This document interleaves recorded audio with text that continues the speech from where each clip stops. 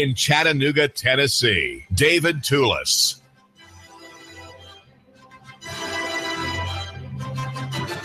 For as long as she can remember, Debra Maddox has been a community-oriented person. She lives in Orchard Knob, and there is a part of the neighborhood association. And in 2011, Debra took a job with the city of Chattanooga, hired by Mayor Andy Burke and his public safety office. She is the community outreach coordinator for city government here in Chattanooga. And not too long ago, just a few days ago, Thursday and Friday, oversaw with two partners, two nonprofit organizations as partners.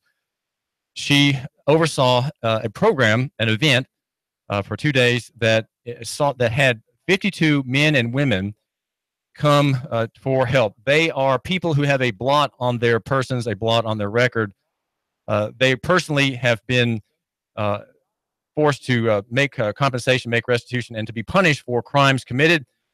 And their persons, and you might say their avatars, their IDs also are blighted, and that makes it very difficult for these men and women to obtain employment or to raise capital, to rent places to live, to get credit because of their criminal backgrounds. Debra, thanks for joining us. Tell my listener what happened Thursday and Friday, and tell us a little bit about some of the people who came seeking guidance and assistance in their quest for employment. Okay. Well, thank you for having me on the program, Mr. Tulis. On Thursday and Friday, September the 14th and 15th, we had a New Life Career Prep Day and Job Fair. The first day on Thursday was Career Prep. What we here at the city, we kind of sat around and talked with some of our partners and found out that we can't assume that individuals automatically know how to come and get a job. So we looked at some of the things that they would need to do, which is job prep, resume writing, interview skills, and we put an itinerary together and had that for the Career Prep Day. On that Career Prep Day, Dr. David Banks, who is Career Development Coordinator with the Youth and Family Development Center, he provided job preparation training. He is very, let's say,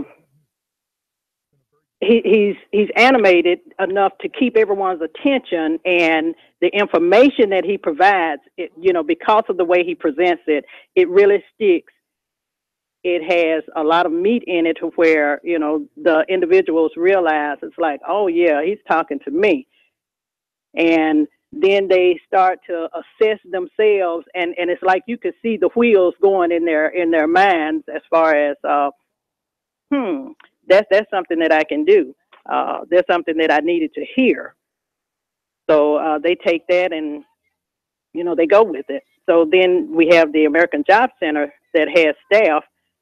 They're the ones who actually, along with, the other partners, recruited the businesses. The businesses signed up, making sure that, they would be able to provide jobs. That was a requirement that we asked that, these are for a specific genre of individuals, and we need to make sure that when you come, this is not just something that you're going to be, putting on your resume of business that, we attended a job fair. No, you're going to bring jobs. So this is one of the requirements that we ask the businesses to assist us with, is to have jobs. And they came, every last one of them came with jobs to offer. During this Career Prep Day, we had, if you didn't have a resume, the American Job Center staff provided, assistance with writing resumes, getting the individual signed up, Jobs for Tennessee, because those resumes, once they're in the system in Jobs for Tennessee, when different keywords come up that are along with your resume, then it automatically sends an email to you about a job that's available. And that was another thing, is that even with doing the resumes, we also had, if you didn't have an email account, we created a Gmail account for you. So, you know, we just provided as much as we could possibly do, even with interview preparation. We had someone to do mock interviews just to kind of get them prepped, kind of get them, you know, shake those nerves off, you know, because that's a trying thing to interview with someone. You know, you're kind of nervous because you're trying to sell yourself, and, you know, that just kind of put some butterflies in you. Now, the one thing that we did have that was an option was we provided even free haircuts or hairstyles. And I thought that was just awesome. Along with that, we had individuals who donated suits, ties, dresses, skirts, shirts, shoes, all of that.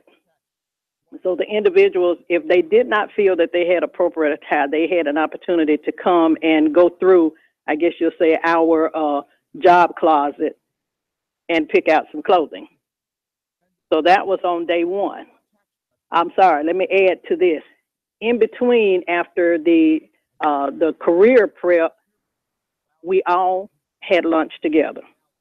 Now, that might not sound like a whole lot, but to be able to fellowship, you had those individuals talking amongst themselves about their plans, you know, what they were going to do. You know, you get a lot of encouragement when you got other people helping you to feel good about yourself.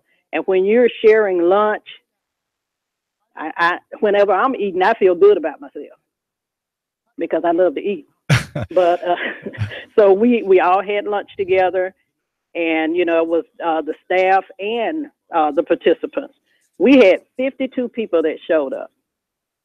This is David Tulis, and we're talking with Debra Maddox. She is the Community Outreach Coordinator for City Government. She is working in the Public Safety Office that Mayor Burke established when he took office in 2012. Deborah, there were 50, as you were mentioning, the 52 people who came. They were people convicted of or admitting to crimes, either felonies or misdemeanors, and they have what you call a criminal record. Say something about to my listener about how difficult it is for a person with a criminal record to get employment. How bad a problem is that? I'm hearing about it, but what can you tell me firsthand about that problem that affects many thousands of people in Tennessee and many hundreds, no doubt, in Chattanooga? Well, you know what, I did a little bit of research, and we're talking about 75 million people in the United States who have some criminal past. That's a lot of people. That's a lot of people. And that's about 1/3 of the population. Think about it. You've got 2/3 left. If you had a choice of whether or not you were going to hire someone who had a criminal past or someone who didn't, you know, you're going to go with the easy mark. But businesses are learning now that it's an economic opportunity for them to hire someone with a criminal past, because those people have a tendency to work harder, work smarter. They're dedicated. Now, I'm not going to say all of them are, but you've got some who've made a decision. You know, I've done what I've done. I've paid my price, you know, to society. You know, I want a second chance. And sometimes I might need a third chance. And the people who came to the Debra Maddox, the people who came as employers to this event Thursday and Friday, sponsored by the city, they knew that. They knew that these people who have these criminal records are human beings. Many of them are repentant. Their crimes have been paid for, and they're not necessarily evil people just because they had an encounter with the state and it went against them. Right. The majority of the businesses even voiced their opinion. And at the job fair, too, a lot of the individuals saying, well, you know, everybody makes mistakes. So your mistakes should not determine your future. That is your past if you leave it in the past. Now, if you're ready to move on, I have an opportunity here for you. Well, we know there's a problem, Debra Maddox, because of the plea bargain culture that pervades in the courts. Very few people go to trial, and the state provides an office, the public defender's office, which encourages people to plea bargain. The state, that office is overworked. It really can't handle a trial for every person who wants one. And so defendants often plead guilty to crimes that they didn't do. And they do it simply because they're advised against insisting on their rights. They're advised against going into the court system. And the easy thing is just a plea. And the plea bargain pressure is immense. It's so great. I think that probably 97 or maybe 95, 97% of cases are pleaded down. And often these charges are wrong. They're not legally accurate. And yet people admit to them. I've dealt personally with cases where a defendant pleaded guilty to a case, a series of charges, and the charge that was least applicable to the facts was the one to which he pleaded, the Bell case. And so there are people who are, they're pressured into this engagement of submission with the state, the guilty plea. Now they have a record. Now they can't get a job. Well, and with that instance, they have to understand that was a choice that they made, which was to plea. Okay. We can't change that. It's on paper now. What do we do next? How do we go to the next step?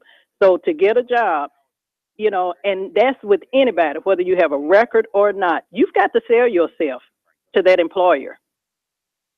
So, you can tell them, I've made my mistakes and there are some things that, I admitted to, or, it depends on how personal you get after you get the job, because you stage relationships and they go, 1, 2, 3, 4 as they increase. But when you first start out, going there telling them I pleaded to something that I wasn't guilty for, that's not gonna. That doesn't sell well. No, it doesn't. So you're trying to sell yourself in that I made some mistakes, because they're going to look and see what's on record.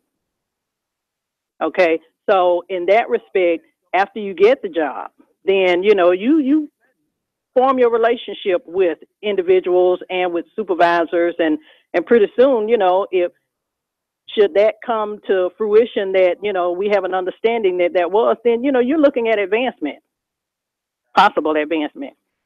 Tell us a little bit about some of the people who were at the fair, Debra Maddox of the Public Safety Office of City Government. Who were some of the ones who came? What did you hear them say? What did they tell you? What kind of impressions do you have of some of the individuals who attended? Oh, we had one lady that kept coming out, and she was just grinning and just patting us all on the back and everything. Oh, I've got another offer. I've got another offer. And then she came out again. I got another offer. She was offered 3 jobs on the spot. On the spot. Had 2 other individuals that I'm looking at, and I'm like, well, it's 1 o'clock. It started at 10, and, this is about over. But they were completing everything that they needed to start jobs. I mean, they were doing I think it's the W-2 form, the I-9 form. They were completing all of that. So they were hired on the spot. There were some individuals that were hired right then and there, but, we had quite a few that have interviews scheduled for this week. And what kind of jobs were granted in that event? They ranged anywhere from fast food service to industrial to administrative support, retail. So it was just a variety of different businesses. Can you, Debra Maddox, can you tell us a little bit about what the mayor's thinking is about this program? Why is this program serving the interest of the city and its people? What are some points of his thinking about this being a good effort? Well, one of the things that, the mayor is looking at is making sure that, our mission is to break down the barriers that prevent people from living the lives they want in our community. So this is breaking down a barrier. And actually, the first one that we had, which was January of this year, I was told by the Tennessee Department of Workforce Development that it was the first one that they even knew of that had occurred in the state of Tennessee. So this is the reason why we're doing something different. If you keep doing the same thing, you get the same results. So if you want some change, then you have to change what you do. And but to have a job fair specific to ex-offenders, that's touching a population of people that, you know, have almost lost hope, who do what it takes to survive. We're all out here trying to survive, you know, but they're looking at their own resources. But if you give them other opportunities, other choices, other resources, then they're open to use those. Well, you're telling my listener, Debra Maddox of City of Chattanooga, that there are 75 million people with criminal records of some kind. It's a remarkable number, but it's also remarkable when I do sales calls in the afternoon, going among businesses and chatting with entrepreneurs and owners, that the help wanted signs are ubiquitous in every door, just about into which through which I pass. There is that sign, help wanted, apply within. And so we have a great need, especially in the retail sector, for employees. And here now, the city is helping at least some of these 52 men and women who came in to be able to meet that need here in Chattanooga. Yeah, I think this is why the NAACP is working so hard to ban the box, because that has a tendency to, you know, people just throw it off to the side. The minute they see a check, they don't even want to look at it. So, you know, that's saying that this person doesn't even have a chance. So we've got to, like I said, look at trying to do some things different in order to get different results. If we want to work with our community to build up the capacity of this community, then we've got to open up the door of opportunity and share resources that we all know about. Well, remind my listener and me, Debra Maddox, what happened to ban the box. I know there was ban the box. I know there was a movement in the city council to prohibit the city from asking these kind of touchy questions early on in the process and to save them for later in the process. Is that correct? And where does that ordinance stand if it was indeed passed? Well, you know, I'm not really sure, but you know, and I'm just using my antiquated brain here, that I do believe that we have banned the box here with the city of Chattanooga. But I think to that's be right. sure and to make sure that, you know, you get the correct information, you might want to call the Human Resources Department, and I can give you that number just to ask that question, you know, if that's the information that they want. And that is 643-7200. But I believe the city has banned the box. Well, I think you're right, Deborah. My old brain is trying to recall to in the past couple of years, but I remember chatting with former council member Yusuf Hakim about it, and it was before the council, and I think there was general sympathy for it, I believe it was at the time. Mm-hmm. And again, that just allows for the sparing the applicant the immediate brushing off because he checks the box for have criminal record or admitted to a criminal act or was criminally charged with something. That comes later when there's been more an accounting of his or her gifts and work history. Now, the city has always hired ex-offenders. It's on a case-by-case basis, and it depends on the department, you know, and, you know, of course, what the activity was that the person engaged in. So, you know. Now, let me ask a question about always hired that. This is David Tulis. We do thank you for giving us a minute of your time. Deborah, real quickly, what is happening at Silverdale later this year? The city has plans for something like this in the near future? Yes. In November of this year, we will be having a 6-week career prep and job fair at Silverdale. So we're working with officials there and the American Job Center, along with Fathers to the Fatherless. Again, these are our same partners. So we'll be working to have a job fair there, because what we have also found out is that when individuals are released from custody, they are released with a bill. So in order for them to, you know, resolve that bill, they've got to get a job. So we're trying to prep them and have them prepared, and possibly even, well, I'll say, hopefully, not possibly, you know, we want to make sure that there's hope that's still left, have jobs waiting for them once they are released. This is David Tulis. So we will have vendors coming there as well. Mm-hmm. Yes, ma'am. We're talking with Debra Maddox, the Community Outreach Coordinator for the Public Safety Office in the Mayor Burke administration. Debra Maddox, thanks so much for joining my listener me here on Nooga Radio. Thank you so welcome. Much. You're welcome. And our next public job fair will be in January of 2018. if you need any additional information, please call me at 643-6702. Thank you, Dave. Thank you. The number is 643-6702. That's Debra Maddox from the Public Safety Office, and she is the Community Outreach Coordinator. She's been all of her life interested in community development. She lives in Orchard Knob and is part of the neighborhood association there. And we are hearing about a very positive effort to help people who are blighted by a connection with the state. Yes, they are accused, they were found guilty or admitted to guilt vis-a-vis the state system, and have been stymied in obtaining employment and other necessaries in today's economy. David Tulis, Nooga Radio, I do thank you for your time. Brought to you by Nooganomics.com. That's Nooganomics.com.